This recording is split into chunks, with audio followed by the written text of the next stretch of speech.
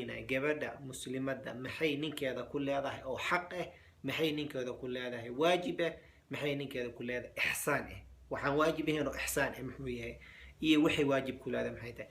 waxyaalaha waajibka laba u kala qaybinaya: xuquuq ama waajib ay ku leedahay oo xoole ah iyo midaan xoole ahayn.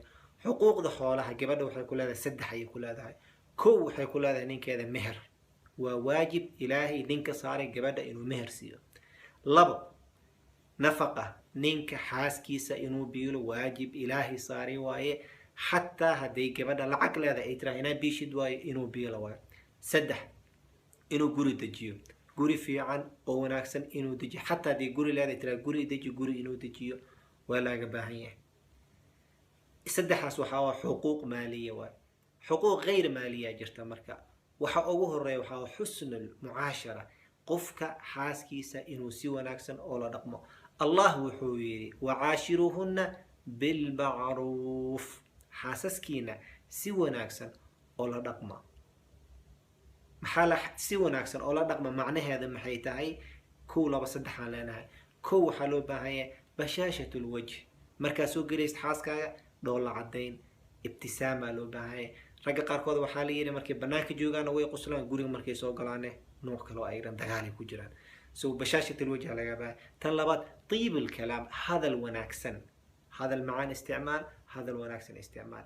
tan saddexaad xusn waxaa la xusn alinficaal, camal wanaagsan inaad samaysid, dhaqankaagana inuu waxsanaysanaada. waxyaalaha qaarkooda oo qaladaadka yararka ah dhegta u dhig, waxa ujeedin oo kale ka dhig. tan afraadna taas waxyaala qaarkood waxa ujeedin oo kale ka dhig. tan shanaadna ay ka rabto oo xusn mucaashar macnaheeda waxaa waaye markay kula hadlayso inaad dhageysatid ayaa loo baahan yahay. ayib, maxaa kaloo laga baahan yahay?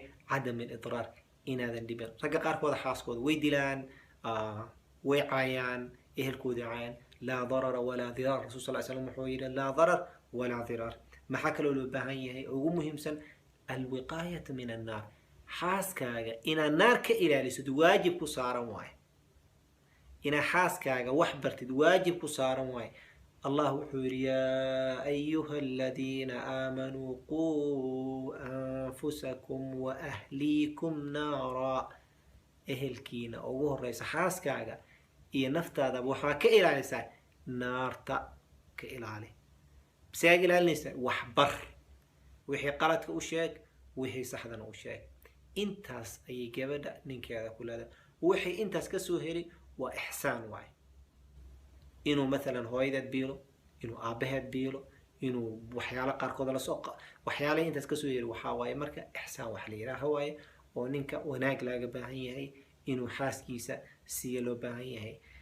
berrina waxaan ka sheekeyn doonaa insha allah tacaala ninka muxuu xaaskiisa ku leeyahay. hal maraan kusoo celinaynaa iyagoo isku wada jiro ila xisaaba. kow waxaa loo baahan yahay ninka inuu meherka siiyo. labo waxaa loo baahan yahay guri fiican inuu dejiyo hadduu awoodo. saddex waxaa loo baahan yahay inuu biilo ayaa loo baahan yahay suu ku awoodo. afar waxaa loo baahan yahay xusn alcishra.